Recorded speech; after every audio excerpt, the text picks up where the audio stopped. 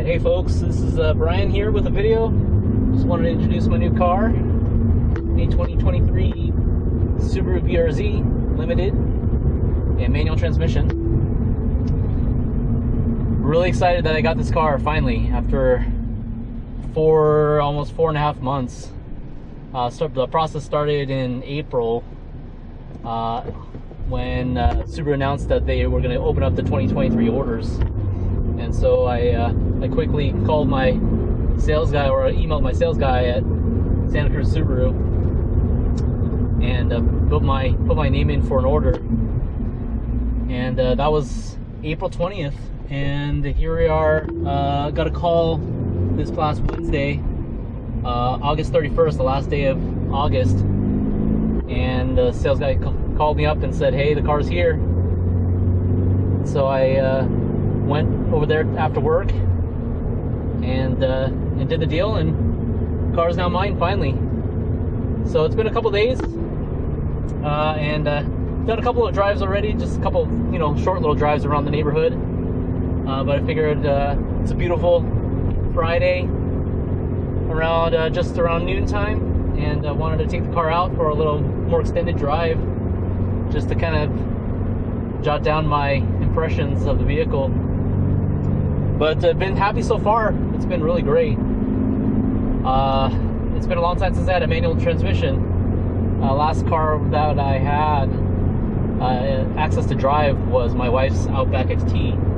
That was a 2005, and so we had that car for about 7 years, and then we had to trade it in because it was getting too many miles, and it was had some issues, so we had to trade it in for another car, and basically didn't have a manual transmission car for about 8 years or so. So it's nice to be back in a manual.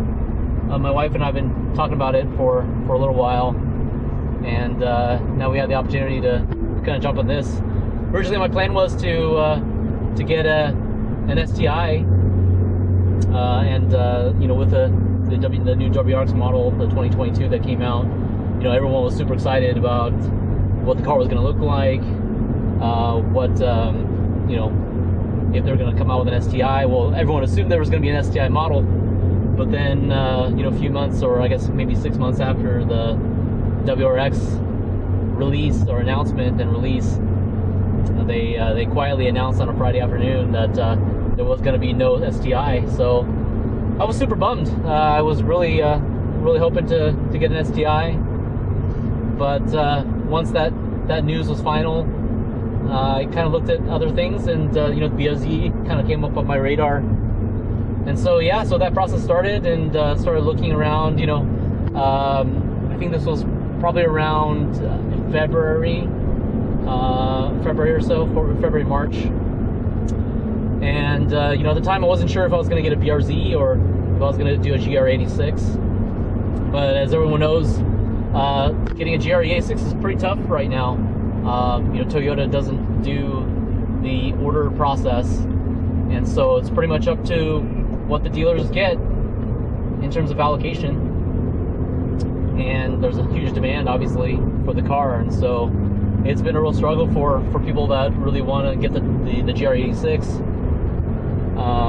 And so people have been waiting for a long time, and when cars do pop up, the dealers have been charging huge markups for the vehicles. So after about 2 months of kind of searching the car websites and dealer websites, just to see if I could get either car, either BRZ or GR86, I quickly, well, not quickly, but I figured that it was going to be a lot harder for me to get a GR86 versus a BRZ.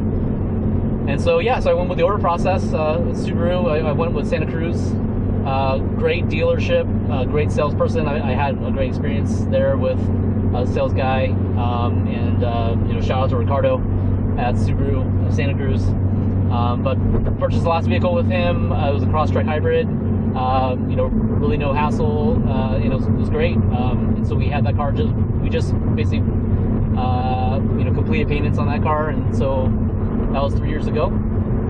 And now we're in another payment, but that's a whole other story. But Anywho, so yeah, so I put in the order with Santa Cruz Subaru, and that sort of took my mind off of things.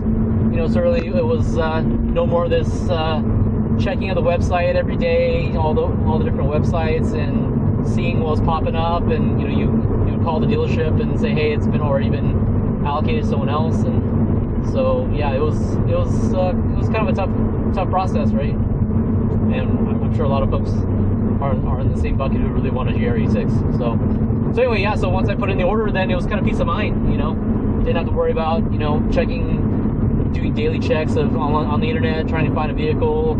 I know some people have been going to different states, you know, out of state to buy a car and then driving it home. But I didn't really want to deal with that whole thing, so put in the order and just basically, you know, waited for the 4.5 months to get the car. So anyways, that's my story with the car in terms of the purchase history.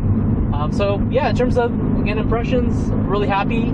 I've never driven a real-world drive car before, so it's my first experience in real-world drive.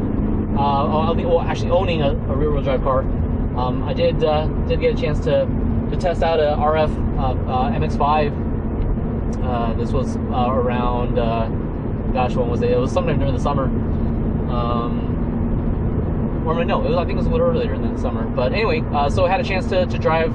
Oh yeah, it was actually December last year. Had a chance to drive that. Basically did you know, a rental through Turo. Found a local guy who basically was renting out his RF MX-5. So took it out because I thought, you know, hey, you know, what other cars are out there that can kind of compete with the BRZ, and you know, similar you know, drivetrain with a rear-wheel drive, you know, a decent amount of horsepower, and you know, again, you know, a nice sports car that would be a good daily driver, and you know, kind of a driver's car, right?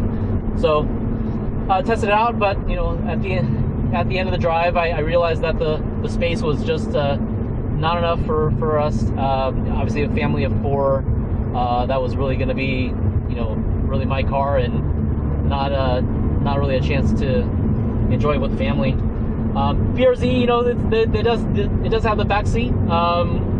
We'll see. I haven't had a chance to put the kids in the back, so I'll probably do a separate video covering that experience. And you know, but obviously it's pretty limited in terms of the seat, you know, the leg room in the back.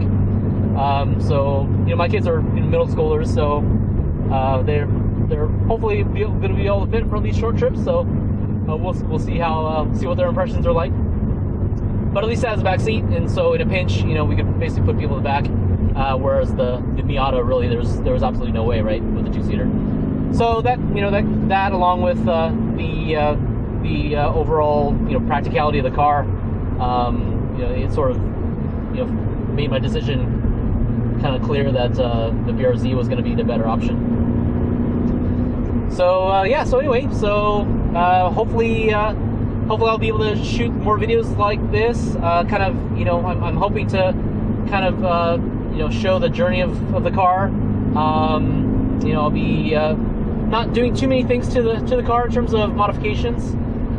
Keep it pretty stock. You know, I am planning to get a catback exhaust, so looking at either the Remark Elite Spec catback, or you know, originally when I thought about this car, I was thinking, well, maybe the HKS, you know, the high power Spec L2 would be a really great option.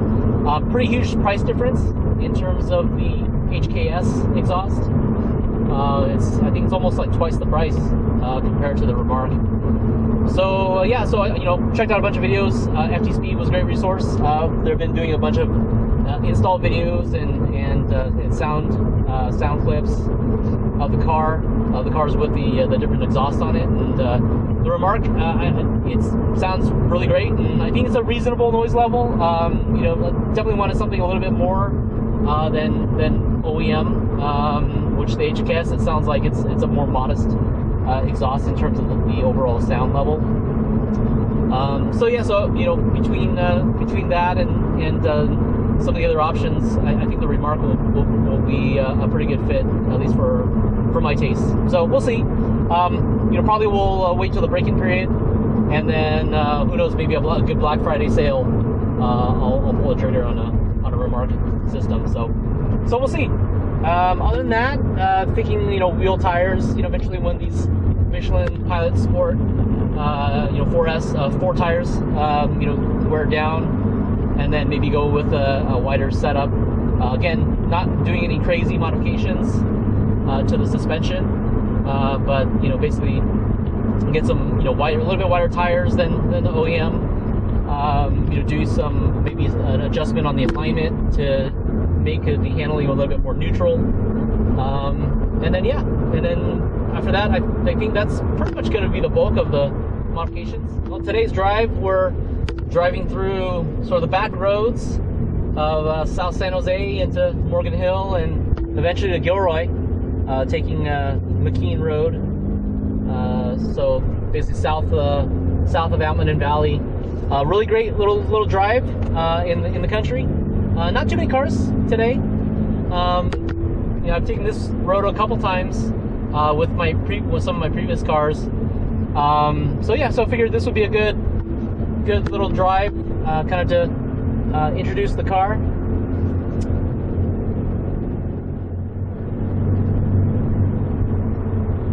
Yeah, there's definitely some other fun little drives in the Bay Area that I'm planning to take this car with. Obviously there's, for folks that are familiar with the area, the drive on Skyline on the peninsula is a great one. You see a bunch of different cars out there.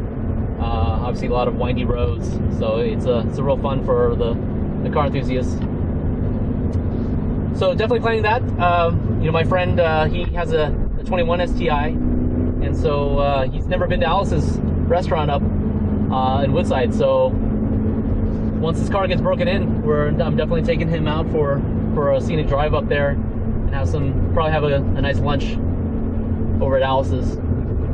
Other than that, the other drive I've been thinking about is taking a drive through Highway 9 through Boulder Creek, and basically taking it to the other side over to Santa Cruz. So that's another fun little drive through the mountains of Santa Cruz. And then after that, we've been thinking about some other drives. For folks that again familiar with the east side of San Jose, there's the drive up to Mount Hamilton, where Lake Observatory is. And then I've never actually taken the car past that to the other side of the mountain, but I think that road eventually leads to Patterson. So a little bit of a longer drive. I think that one's based on the map distance and the travel time. I think that's like a 2-hour mountain drive, eventually from San Jose over to the other side. So definitely a longer trip. The Skyline drive's pretty quick. It's probably like a 30-minute thing, and if you take the Highway 9 drive, that's probably about an hour. So we'll definitely try to get some video of some of those drives in the future.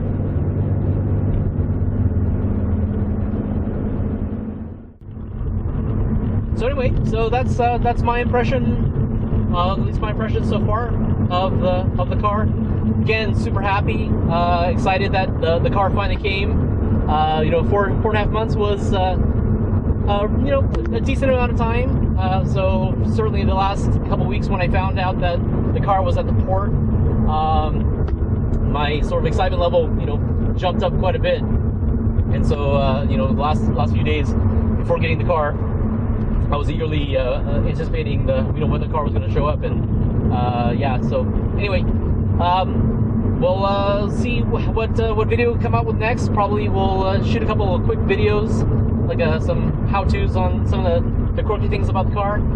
And we'll see what other videos I can come up with to kind of document my journey. So anyway, hope you enjoyed this video, and we'll talk to you soon. Thanks so much. Take care. Bye.